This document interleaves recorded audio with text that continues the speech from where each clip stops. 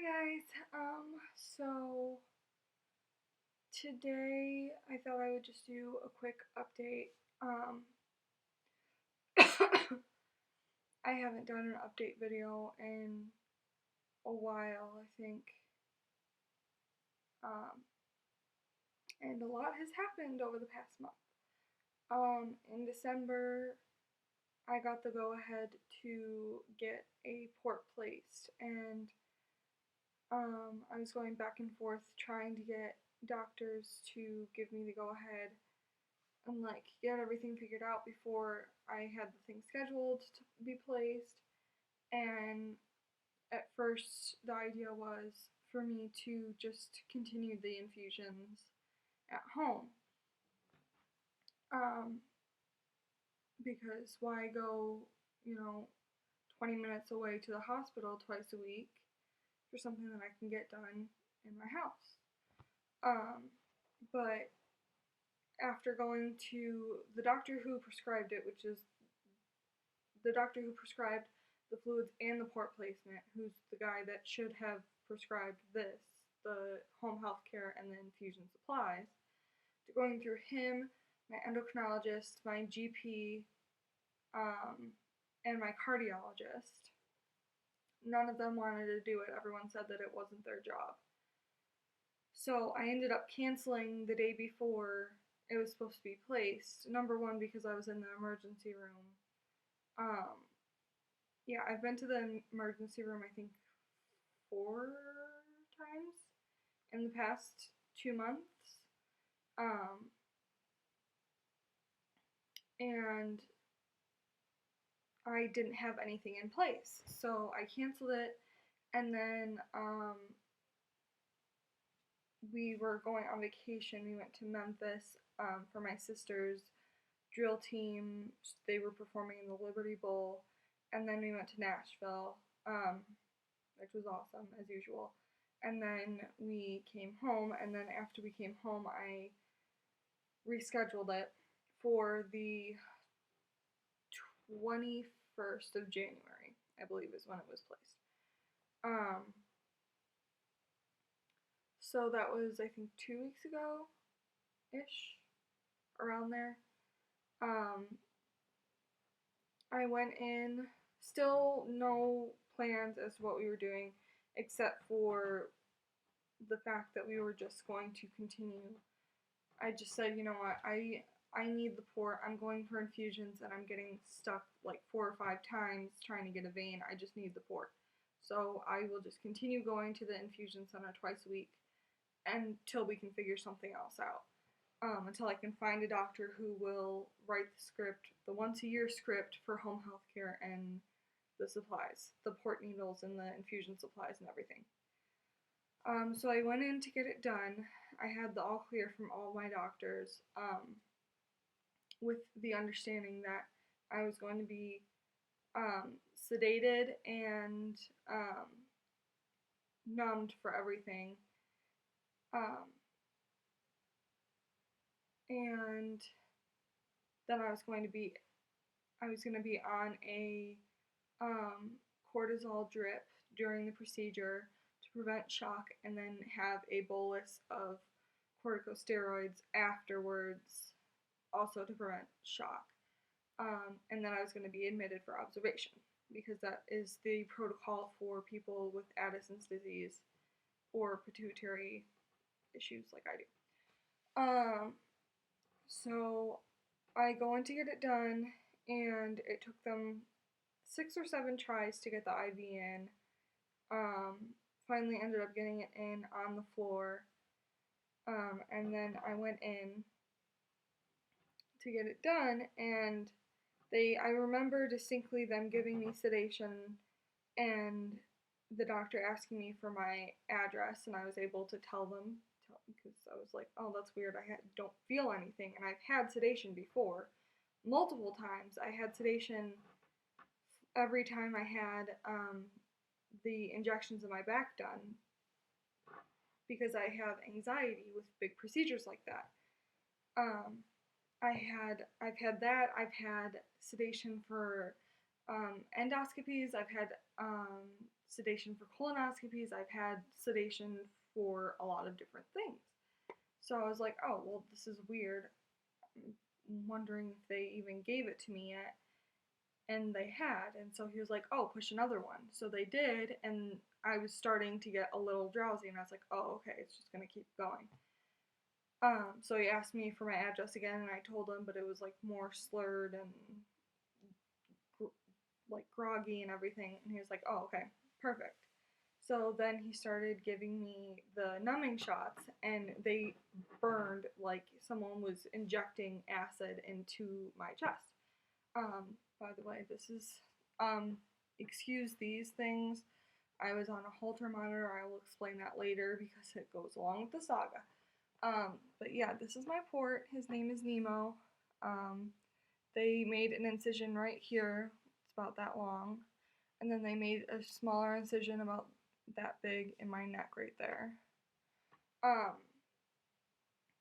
So anyways, they gave me the numbing shots and I was like crying and visibly in pain, and he told them to push another one, another sedation.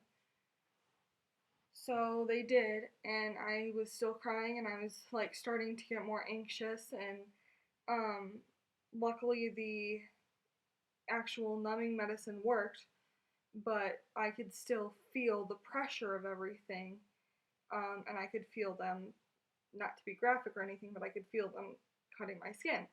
And so after that, and I could feel them digging around and everything, and eventually the anxiety built up so much that I had a full-blown panic attack and was like thrashing around and like screaming and crying, and they were trying to calm me down and they were trying to push more sedation. They must have pushed at least 5 or 6 doses when the normal person gets 1 or 2.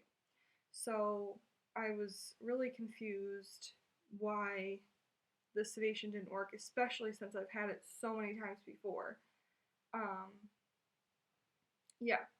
So I was having a full blown panic attack, and they were trying to get me calmed down, and none of it was working. And they ended up, just finishing and hastily throwing some glue on there and wheeling me out to recovery. And my mom was in the room, and I was literally convulsing. I was shaking so bad and crying, and my mom was like, "What the hell happened?" Like, thought she was supposed to be out for this. And I just remember the nurse going to my mom and saying there was some complications and the doctor needs to talk to you. So my mom went back and talked to the doctor who put it in, the interventional radiologist who put the port in, and basically told her what had happened.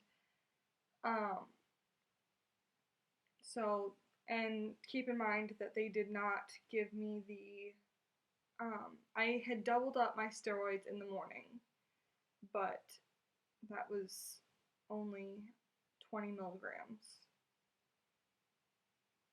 compared to when they bolus you, when they give you a stress dose, it's about 100 and sometimes 200, sometimes 150.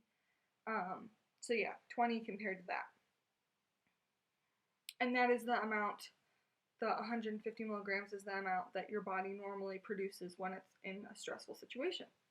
So they didn't give me anything, even though I reminded them to, they didn't give me anything for the steroids during the procedure. So yeah. Then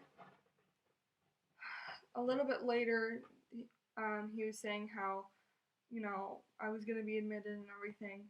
And I realized that I couldn't move anything. After I had calmed down enough to stop convulsing, because I was shaking so bad that I was like, oh, well, at least, everything's fine. After I had calmed down and stopped convulsing, I realized that I couldn't move anything. I could feel everything, I just couldn't move anything. So they were like, okay, so they took the, they did the normal reflex things and everything, and my reflexes were diminished, and they did the, running your fingernail across the bottom of my foot, and I didn't flinch, and they were like, okay, well, we're gonna call in a neurologist. Called in the neurologist, did the same thing basically, and I said, he's like, can you feel any of this? And I said, yeah, I can feel everything. I just can't move, and it's freaking me out. So they sent me for a cervical MRI. The MRI came back clear. We realized afterwards that, like, afterwards as in like last week, we found out that it was probably a combination of shock from the procedure and really low potassium, which they had taken my blood beforehand and tested my potassium, and it was really low, but no one said anything. So then I was admitted, and after 6 hours of not being able to move and having to pee and holding my pee for 6 hours because I was not going to go in a bedpan. That one thing, I was stubborn, but I was not going to go in a bedpan. After being in excruciating pain because fibro gets worse with stressful situations. So after the panic attack and all of that, and not being able to move for 6 hours, my fibro was starting to flare. So I was in excruciating pain. I was still really shaken up from the procedure. I couldn't move. After 6 hours of that hell, I started to be able to move my hands, and eventually I got everything back. And they had admitted me, they kept me overnight, and then the next morning, I realized that my chest really hurt, just like right in the center of my chest. It really hurt, and I was having really bad shortness of breath, and I just couldn't catch my breath. So I called the nurse, and she came in, and all of a sudden there was 20 people in my room doing an EKG and putting me on a heart monitor and taking my vitals and everything and putting me on oxygen. So they wanted to make sure that I wasn't having a heart attack, and it turned out that my oxygen saturation was really low. It's supposed to be around 99, 98, 100, around there. And mine was like 88. So, and I had been, this is kind of off on a tangent, but I bought a pulse oximeter off of Amazon a while ago, and because it has the heart rate and the oxygen, because I have sleep apnea, and I was waking up really tachycardic, and I was trying to figure out if it was what it was correlated to. And I remember taking readings and having the oxygen just be really low, like being in the 80s and 70s, and remembering to bring it up with my doctor later. So I was like, I wonder what's going on. It's only happening after I wake up, and yeah, so I was on oxygen pretty much the entire day. And the nurse came back in and said, okay, well, you're not going home today. Thinking, well, yeah, that's what I figured, seeing as I'm on oxygen connected to the wall.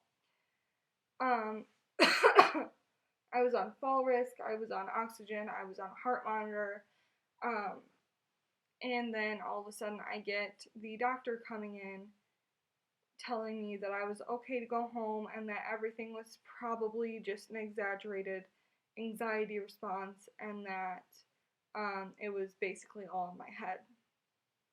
So I called my mom and was, trying to get my shit together because they were just gonna they were just gonna throw me out of my ass. So needless to say, I did not have a very good experience with this hospital. I would never be going to this hospital again. Yeah. So fast forward to last week. I was still having shortness of breath and chest pain. It wasn't as bad as when I was in the hospital, but it was still really nagging.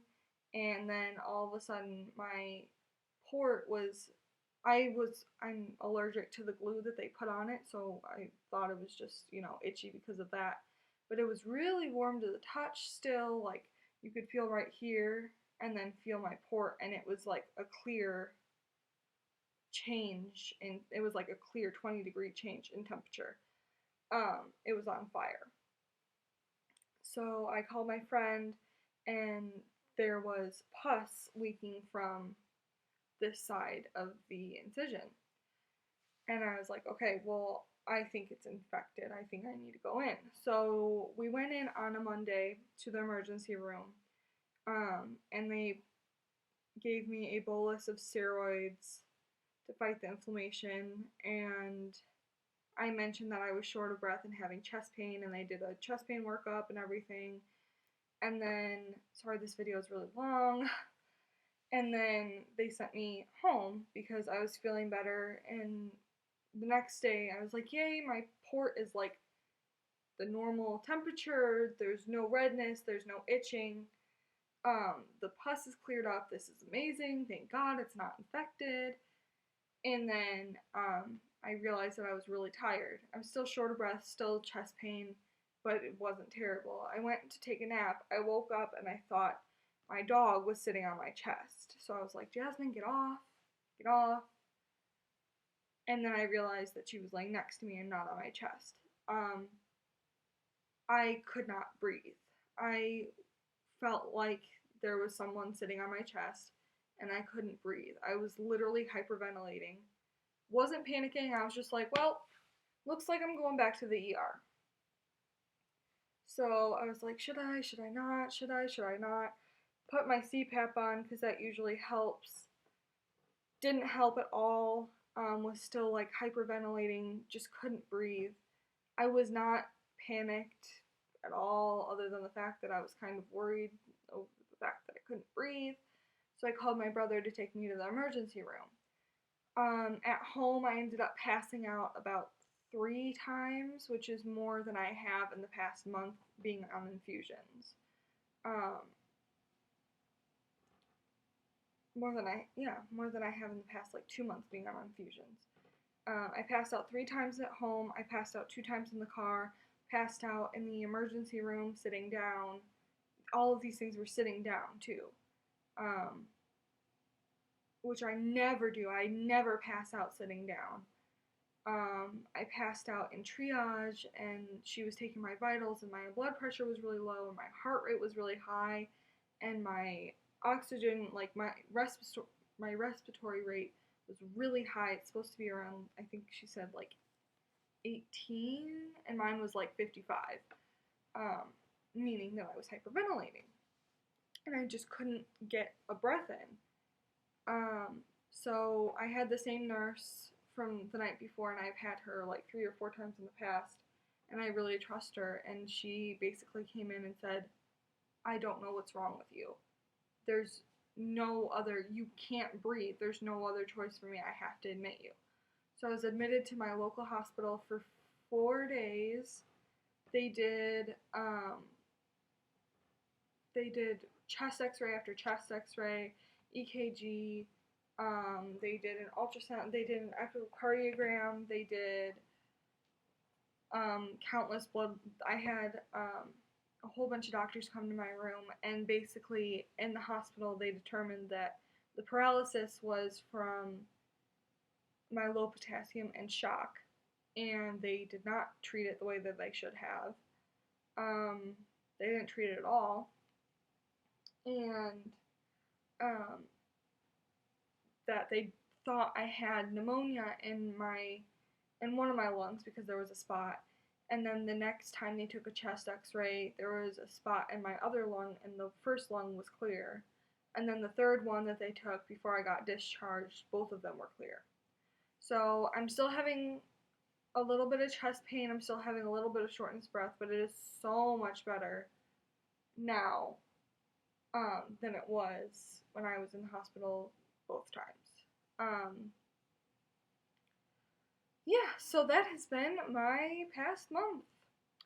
It's been a little crazy. They put me on a Holter monitor after I went home for 48 hours, and as you can see, I am clearly, it's actually calmed down quite a bit, but it's still really red and really itchy. And I have 3 down here too. I'm really allergic to the electrodes. So yeah, that was really fun, and hopefully I never have to do that again.